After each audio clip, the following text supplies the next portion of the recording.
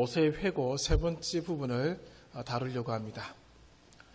우리가 지난해 레위기를 쭉 상고해 왔습니다. 레위기의 핵심은 거룩입니다. 하나님의 백성은 거룩한 삶을 살아야 한다는 것이죠. 그래서 레위기를 생각할 때는 거룩의 개념을 항상 우리가 가지고 있습니다. 그렇다면 신명기는 무엇일까? 신명기를 생각할 때마다 생각해야 되는 것이 있습니다. 그것은 땅에 대한 약속과 성취입니다. 하나님이 그들의 족장들에게, 조상들에게 땅을 주시기로 약속하셨습니다. 그리고 그 땅이 주어졌음을, 성취되었음을 말씀해 주는 책이 바로 신명기입니다. 그리고 신명기는 그 땅에서 그 백성들이 어떻게 살아가야 하는지를 보여주는 책이기도 한 것이죠. 그러므로 신명기를 생각할 때마다 땅에 대한 약속과 성취다라고 생각하시면 되겠습니다. 그래서 잊지 마시고 신명기를 읽어주시기를 바랍니다. 구약시대의 주 무대는 가나안 땅입니다. 가나안 땅에서 일어났던 일들을 중심으로 성경은 모든 역사를 그리고 있습니다. 약속의 땅은 하나님의 말씀이 실현되어야 할 곳임을 보여준다는 것이죠. 그래서 하나님의 말씀이 그 땅에서 실현되어서 나타나야 한다는 것을 보여주고 있는데 그 부분에서의 삶을 신명기가 다루고 있다는 것입니다. 이 땅이라고 하는 이 단어는 구약성경 전체를 바라볼 때 2500회 정도가 나옵니다. 그 중에 신명기는 197회를 땅이라는 단어를 사용하고 있다는 것이죠.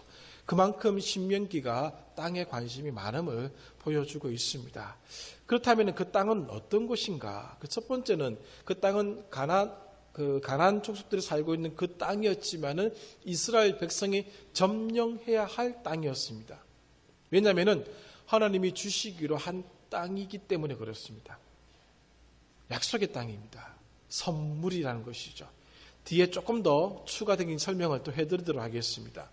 그런데 그 땅은 단순히 주어진 것으로 끝나는 것이 아니라 그 땅을 살아가야 할 사람들에게는 특별한 생활 양식이 주어져 있다는 것입니다. 즉 하나님의 법에 따라서 그 땅에서 살아가야 한다는 것이죠. 그냥 주시고 끝난 것이 아니라 그 땅에서 어떤 법칙에 따라서 살아가야 한다는 것이죠. 모세는 이후에 그 부분들을 말씀을 해 주실 것입니다. 그리고 하나님이 주시는 땅은 상속입니다. 이스라엘 자손은 하나님에게 있어서 특별한 존재입니다. 출애굽기 4장 22절에 이런 표현이 나옵니다. 내 아들, 내 장자라 라는 표현이 나옵니다. 여러분들 재산을 저한테 유산으로 주실 분 여기 아무도 안 계시지요? 혹시 한 분 계십니까? 감사합니다. 오늘 제 방에서 공정하도록 하겠습니다. 아무도 없습니다. 왜 그렇죠? 제가 자녀가 아니기 때문에 그렇습니다. 하나님이 왜 가나안 땅을 이스라엘 자손들에게 상속하시겠습니까? 그는 그들이 자녀이기 때문에 그렇습니다. 출애굽하면서 이들은 내 아들이라 내 장자라 그렇게 말씀하셨습니다. 그래서 그 땅을 주시는 것이죠. 그 땅은 좋은 땅입니다. 12명의 정탐꾼들이 와서 보고를 합니다. 그 땅은 좋은 땅이다. 그래 보고합니다. 그 보고의 내용에 있어서는 틀림이 없습니다. 그 땅에서는 부족함이 없습니다. 그 땅은 젖과 꿀이 흐르는 땅이다. 그렇게 말씀하고 있습니다. 지금도 이스라엘을 여행해 보신 분들은 아시지요? 그 땅에서 나오는 과일들이 세계 최고입니다. 엄청나게 맛있습니다. 하나님이 복 주신 땅임에 틀림없는 것을 확인해 보게 됩니다. 그리고 그 땅을 하나님은 항상 돌보시고 계십니다. 항상 지켜보시고 계신다는 것이죠. 하나님이 그 땅에서 살아가고 있는 이스라엘 백성들의 삶을 늘 관심 있게 눈여겨보신다는 것입니다. 이스라엘 자손들이 약속의 땅에서 하나님의 언약에 순종할 때 그 땅은 아름다운 땅이 됩니다. 그러나 불순종할 때 그 땅은 그들을 토하게 될 것입니다. 또 신명기에 나오고 있습니다. 그러므로 약속의 땅에서는 이스라엘 백성들에게 걸맞는 삶이 요청되는데 여호와의 신앙에 걸맞는 삶이 요청된다는 것이죠. 약속의 땅 안에서는 하나님의 법이 이스라엘을 통치하게 될 것입니다. 그 하나님의 법은 십계명이 될 것입니다. 나중에 우리가 5장부터 쭉 다루게 될 내용들입니다. 이 내용을 신명기를 읽을 때마다 기억하셔야 됩니다. 꼭 머릿속에 넣어두시고 신명기를 생각하시면 더 잘 이해가 되실 것입니다. 그렇다면 2장에 나타난 신명기 2장에 나타난 내용들을 조금 정리해 보도록 하겠습니다. 첫 번째, 신명기 2장 안에는 어떤 내용이 담겨져 있는가 하면 이스라엘 민족의 38년 동안의 광야 생활이 담겨져 있습니다. 그래서 간략하게 언급해 주고 있다는 것이죠. 불순종한 세대는 다 죽었습니다. 2장 14절 15절입니다. 그리고 새로운 세대가 요단 동편의 땅을 점령하였다라는 소식을 지금 신명기 2장은 알려주고 있습니다.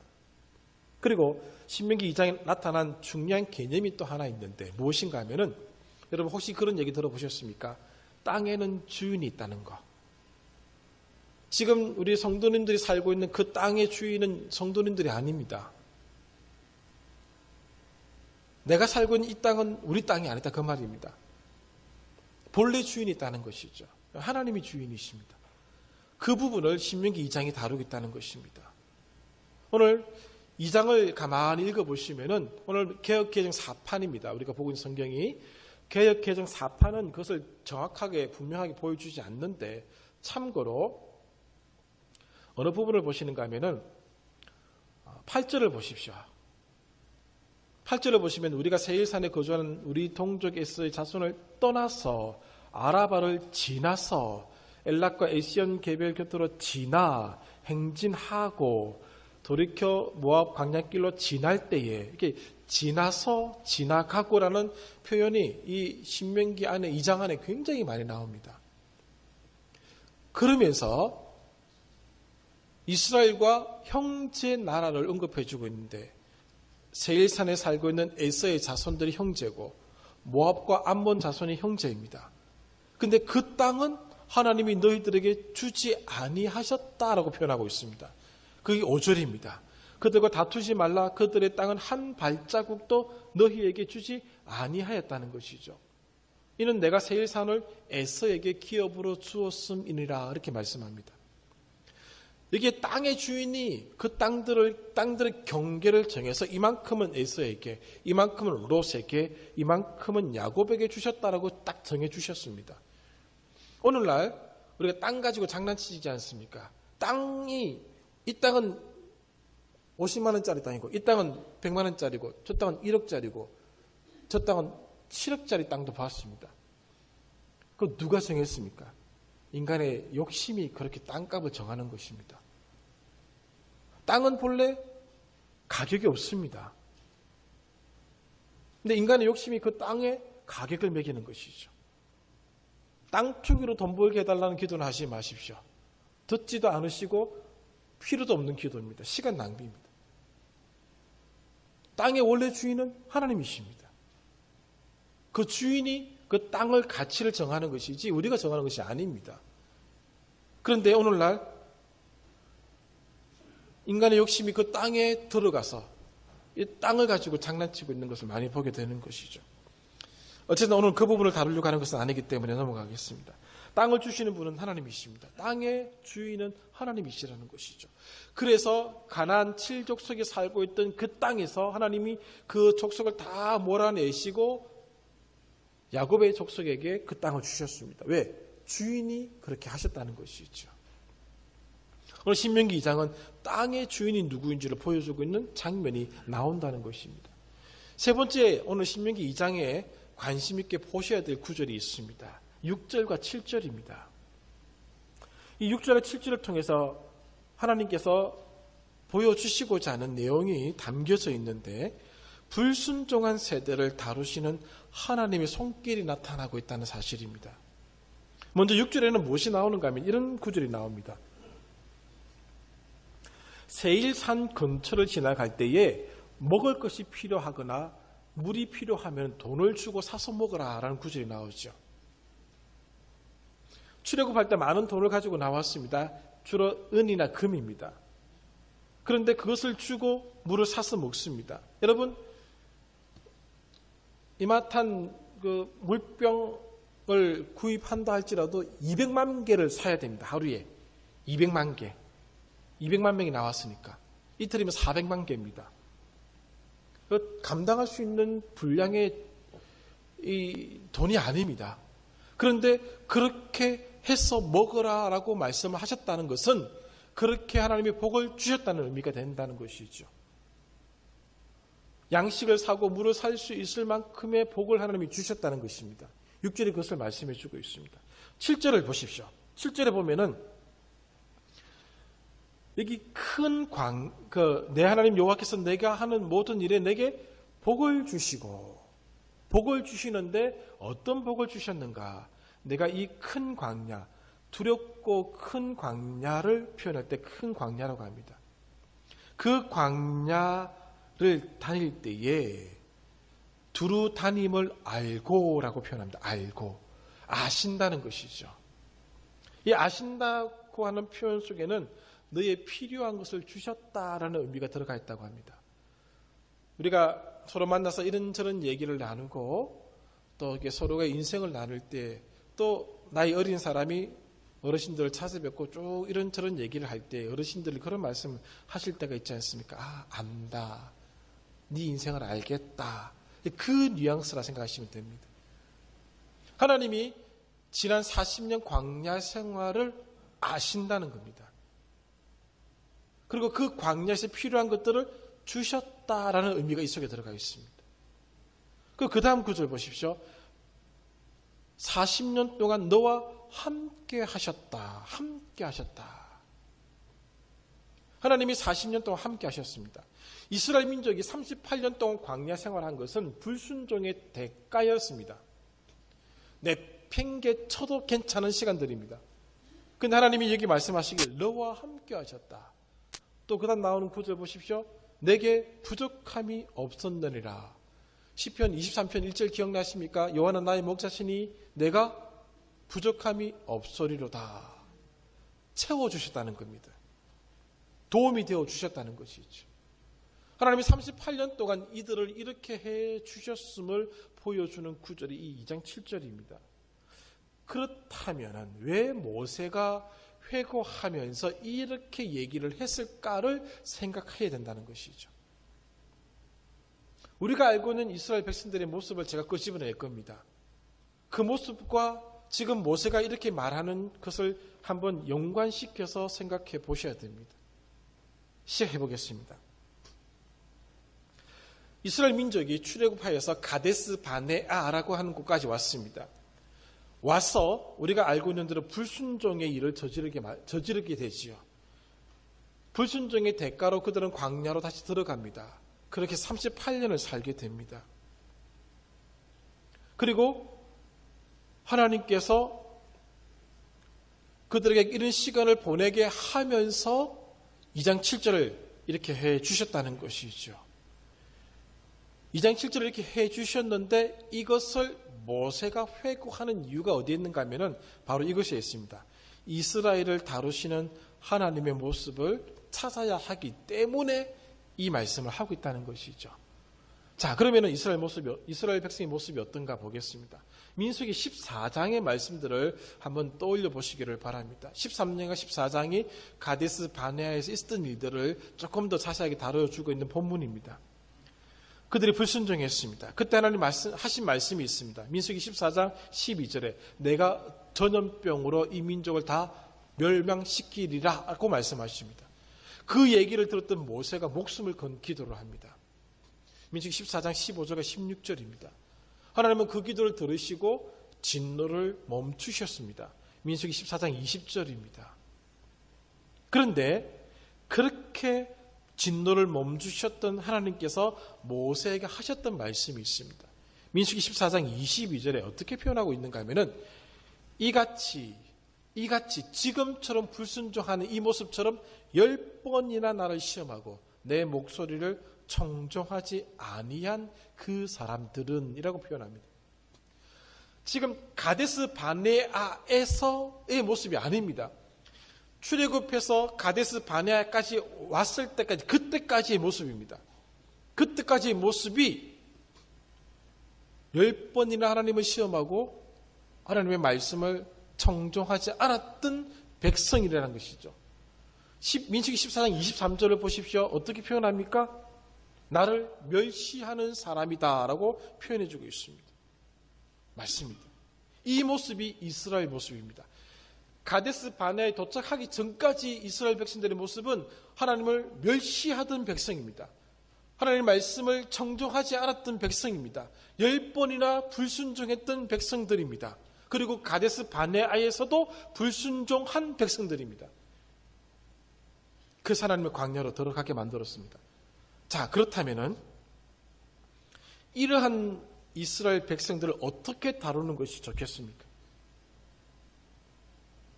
어떻게 하는 것이 좋겠습니까? 오늘 우리가 이스라엘 백성을 다룬다고 할 때 어떻게 하는 게 좋겠습니까? 나에게 대해서 나를 멸시했던 사람들입니다. 나의 말을 10번이나 거역했습니다. 나의 말을 청종하지 않는 그 사람들입니다. 가데스 바네아에서 또 불순종했습니다. 또 거역했습니다. 그럼 어떻게 하는 게 좋겠습니까? 내치는 게 낫습니다. 광야에 들어서 죽든지 말든지 살든지 저거들 마음대로 하라고 내보내는 게 제일 좋다는 것이죠. 하나님 어떻게 하시죠? 물론 불순종의 대가는 치르고 있습니다. 본문 신명기 2장 14절 15절 38년 동안 이때에는 그 시대의 모든 군인들이 여호와께서 그들에게 맹세하신 대로 진영중에서 다 멸망하였나니 15절 끝부분에도 마침내는 다 멸망되었느니라. 불순종의 세대가 다 죽었다라고 말씀을 하십니다. 맞습니다. 불순종의 대가는 치렀습니다. 그럼에도 불구하고 이 백성들은 광야에서 하나님의 버림을 받아도 전혀 손색이 없는 백성들이다라는 사실입니다. 그런데 예상을 벗어난 하나님의 반응이 나타났다는 것이죠. 모세가 회고에서 뺄 수 없는 부분이 바로 이 부분이라는 것이죠. 다시 2장 7절을 놓으시기 바랍니다. 자, 그 백성들의 모습을 생각하십시오. 하나님을 멸시하고 10번이나 시험하고 청종하지 아니하고 가데스 바네아에서 반역한 그 백성을 향해서 하나님이 하셨던 모습이 내 하나님 여호와께서 내가 하는 모든 일에 내게 복을 주시고 내가 이 큰 광야에 두루 다님을 알고 내 하나님 여호와께서 이 40년 동안 너와 함께 하셨으므로 내게 부족함이 없었느니라. 전혀 반대의 모습이 나타나지 않습니까? 모세가 회고하고자 하는 내용이 바로 이것이라는 것이죠. 이 말씀을 통해서 회고가 의미하는 바를 확대할 필요가 있는 것입니다. 6절을 통해서 이미 우리가 확인해 보았습니다. 이스라엘 백성들이 손으로 하는 모든 일에 주님은 복을 주셨습니다. 왜 그들에게 복을 주셨는가라고 하는 부분을 생각해 보아야 됩니다. 이 불순종의 민족, 하나님을 멸시하는 이 민족을 하나님은 복 주셨다는 사실입니다. 필요한 것을 주셨습니다. 불순종한다고 해서 내팽개치지 않으셨습니다. 필요한 모든 것들을 다 채워주셨습니다. 그래서 내게 부족함이 없었느니라 그렇게 고백하고 있다는 것입니다. 7절 보십시오. 알고라는 단어의 의미는 하나님께서 이스라엘의 광야 생활을 다 지켜보고 계셨다는 것입니다. 세밀하게 이스라엘의 여성을 간섭하셨다는 것입니다. 그들만 광야로 보내셔서 그들만 살아가게 하신 것이 아닙니다. 하나님이 그들과 함께 그 현장에 계셨다는 것입니다. 그들이 고달파할 때 그 고달픈 현장에 계셨고 그들이 아파할 때 그 아파하는 현장에 계셨다는 것이죠. 이스라엘 백성만 광야길로 보내신 것이 아닙니다. 하나님이 친히 그곳에 함께 하셨다는 것입니다. 광야 생활 38년은 심판의 기간입니다. 내팽겨쳐도 괜찮습니다. 고생에 고생을 더하여 살아가도 괜찮습니다. 그러나 하나님은 그렇게 하지 아니하셨습니다. 발이 부르트지 않게 하셨습니다. 옷이 낡아지지 않게 하셨습니다. 그들에게 필요한 모든 걸 다 채워 주셨다는 것입니다. 은혜를 베풀어 주셨습니다. 여기 부족함이 없다라는 표현은 어떠한 부분에서도 부족하지 않았다라는 것을 말씀해 주시는 것이죠. 불순종에는 엄격하셨지만은 이스라엘 향한 사랑에는 변함이 없었음을 보여주고 있고 모세가 바로 그것을 회고하고 있다는 것입니다. 만약 광야에서 함께 하시지 아니하셨다면 이스라엘 백성은 다 죽었을 것입니다. 그러므로 하나님의 동행 자체가 이미 복입니다. 불순종의 대가를 치르지만 동행 자체가 복이라는 것이죠. 모세의 회고의 핵심은 바로 여기 있는 것입니다. 모세는 하나님께서 어떤 분이신지를 회고하고 있다는 것입니다. 여기 계신 모든 분들이 살아온 시간들이 있죠. 고달픈 시간도 있을 것이고 힘겨웠던 시간도 있을 것이고 기쁘고 자랑스러운 시간도 있을 것입니다. 하나님이 나와 함께 하지 않는다라는 생각이 드는 그런 시간들도 있을 것입니다. 그러나 그러한 적 단 한 번도 없었다는 걸 알고 계십니까? 이렇게 여러분 하나님 멸시하신 적이 있습니까? 이스라엘 백성들처럼 하나님의 진노를 촉발시키신 적 있으십니까? 거의 없습니다. 우리들은. 이 민족과도 하나님이 함께 하셨는데 우리와 함께 하지 않으시겠습니까? 하나님이 단 한 번도 우리 곁을 떠나신 적이 없다는 것입니다. 나의 등 뒤에서 나와 함께 하시고 나를 늘 지켜보시고 나와 모든 걸음걸이를 함께 하셨던 그 하나님의 그 손길을 기억하셔야 된다는 것입니다. 그렇다면 왜 지켜보셨고 왜 함께 하셨고 왜 부족함이 없게 하셨는지를 아셔야 됩니다. 그 첫 번째 까닭은 언약 때문에 그렇습니다. 이 언약이라는 말 속에는 어떤 의미가 들어가 있는가 하면은 하나님의 마음은 변하지 않는다라는 의미가 들어가 있습니다. 불순종한 그 민족을 향해서도 하나님의 마음은 변하지 않습니다. 이스라엘을 향한 마음을 바꿀 수가 없었던 것입니다. 그래서 지켜볼 수밖에 없었고 그래서 함께 하셨고 그들만 내보내신 것이 아니라 따라가셨고 앞서서 가셨고 그들의 필요를 앞서서 다 채워주셨던 것입니다. 언약의 힘이 이렇게 큰 것입니다. 우리는 언약의 백성들입니다. 우리들도 언약의 백성입니다. 그렇다면은 여러분 우리들의 인생을 하나님이 책임져 주신다는 것을 잊지 마십시오. 우리는 변해도 하나님은 변하지 않으십니다. 여기에 소망이 있는 것이죠. 둘째는요, 하나님의 계획을 이루셔야 했기 때문에 그렇습니다. 민수기에 나타난 14장 16절 모세의 기도가 그것입니다. 하나님이 거기서 다 죽이시면은 하나님의 계획이 뒤틀려지지 않습니까? 그 내용을 가지고 기도하는 것이죠.